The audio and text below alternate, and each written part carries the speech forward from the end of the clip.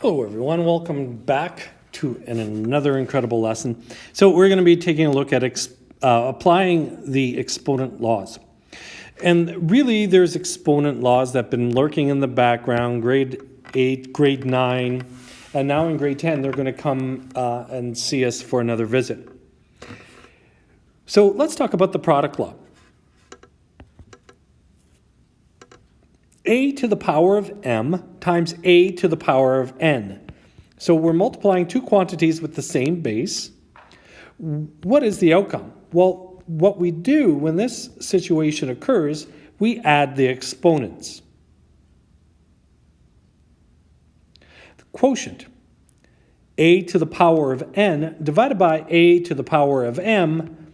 What do we do here? Well, we simply subtract the exponents. Now the first number in the subtraction is the numerator. The second number in the subtraction is the denominator. That's called the quotient law of exponents. Now the power law of exponents is a to the power of m, all raised to the power of n. Well, what do we do here? Well, we multiply the exponents. So it'd be a to the power of m times n. Shall we begin?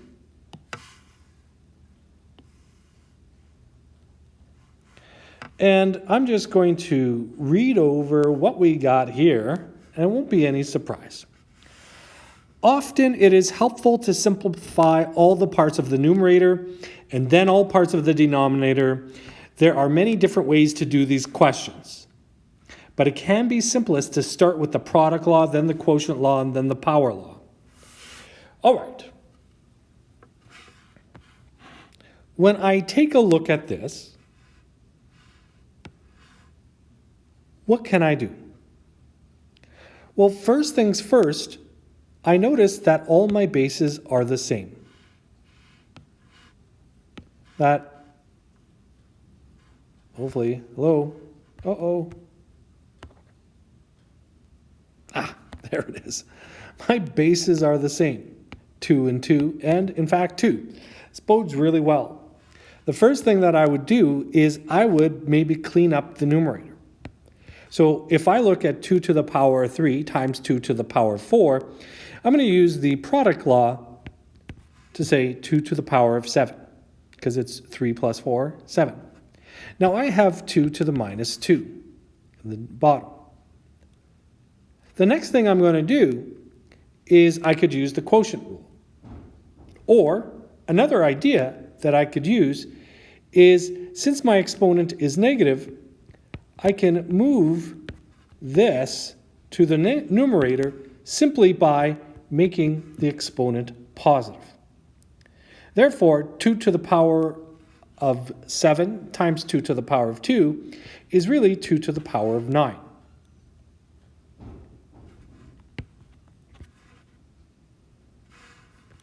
What was I supposed to do with this question? I was supposed to simplify and express all powers to positive exponents. Yep. So let me do this another way. Maybe you didn't like that. I'm going to start off at this point. What I can use is the quotient law. So I can say 2 to the power of 7, subtract. I notice that I am dividing by 2 to the power of negative 2. So I'm going to use the quotient rule here. So I'm going to subtract the exponent in the denominator. And 2 to the power of 7 minus negative 2 is, again, 2 to the power of 9. This is good fun. Now let's look over this. What am I going to do? What would you do? What does your instinct tell you? Well, my instinct tells me, because I've been trained, work with what's inside the brackets, right? If I start looking at the outside exponent and start taking the reciprocal and squaring stuff, it may turn ugly. So instead, it's always a good process in math is to simplify, then expand when given the option. It's a lot easier to deal with something that's simple and then go hard than make something so ridiculously hard and try to bring it down to a simple level. So really what am I going to do is I'm going to work inside the brackets. And I look inside the brackets. All right.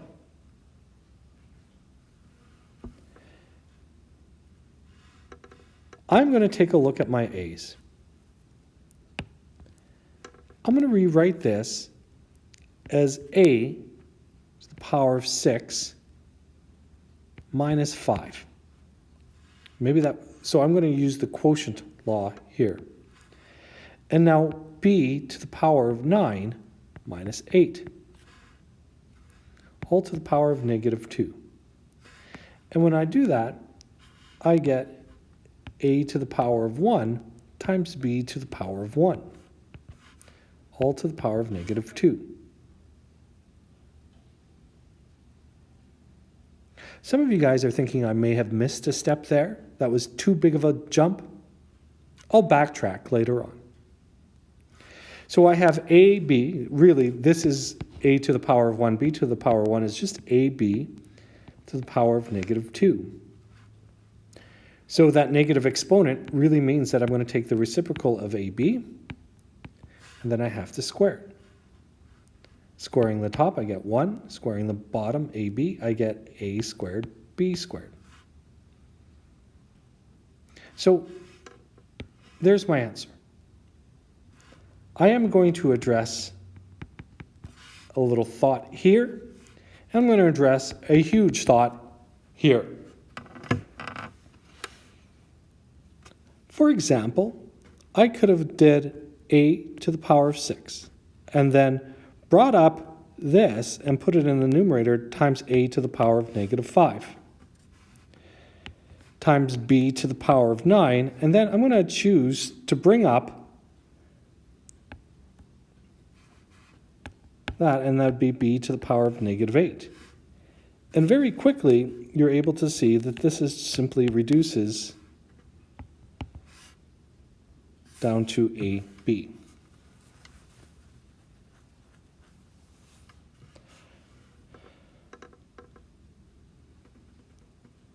Now, I'm going to talk about this. 1 over ab squared. Now, that is really 1 squared over ab squared. Now, ab squared, well, 1 squared is 1, but ab squared is a squared b squared. That is, you attach this exponent to both your bases. And you can simply tell that by, if you multiply ab with ab, you get a squared b squared, or AABB. Anyways. Last but not least, this might answer some questions.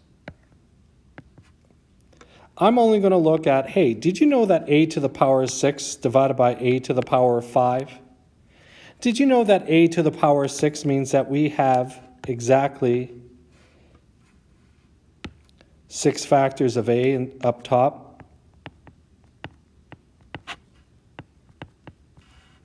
And a to the power of 5 means that we have 5 factors of a in the bottom. Well, what do? You cancel out common factors. So we have 5 common factors in the top and bottom. So all we're left with is a. All right. Let's do the next example. Well, D looks like kind of a big mess, but I'm going to do C, thankfully.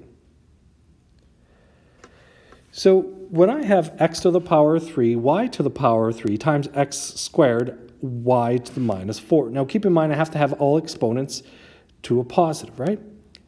And what I'm going to say is that this is x to the power of 3 times y squared times x squared times y to the power of negative 4. So I'm going to combine my x's together. So x to the power of 3 times x squared. Well, that's x to the power of 5. Now, I'm going to combine y squared times y to the power of negative 4. So that's really y to the power of negative 2. But that doesn't really satisfy my answer, because all exponents must be positive. So x to the power of 5, y to the power of negative 2, well, we could simplify that or make our exponents positive simply by taking the reciprocal of y.